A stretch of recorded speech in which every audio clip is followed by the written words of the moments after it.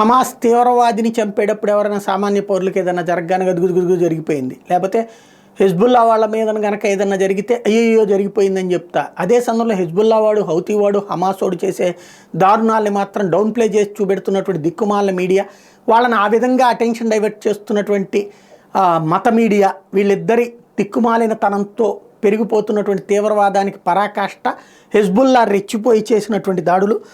Hours after Hussein Nasrallah's chilling threat, Hezbollah launched an attack on Israel. Hezbollah carpet bombed Israel saved with at least 10 back-to-back rockets.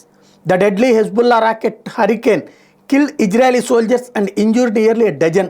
The city of Safed, which Hezbollah attacked, is strategically important for Israel as its northern military command headquarters are located here. Hezbollah missiles reportedly traveled 15 kilometers to strike Safed and other targets in Israel without being intercepted by the IDF's Iron Dome missile defense system. IDF has admitted to losing its personnel in a statement after the Hezbollah attack. Hezbollah 15 కిలోమీటర్ల దూరంలో నుంచి మిస్సైల్స్తో attack చేస్తే iron dome పనిచేయలేదు. ఇజ్రాయెల్కి సంబంధించినటువంటి ఉత్తర ప్రాంతంలో సైనిక స్థావరం మీద దాడి జరిగింది. 10 సంఖ్యలో చనిపోయారు ఇజ్రాయెల్కి సంబంధించిన సైన్యం. దీన్ని ఖండించేవాళ్ళు లేడు, హెజ్బుల్లాను తప్పు పట్టేవాళ్ళు లేడు. ఇదే దౌర్భాగ్యం.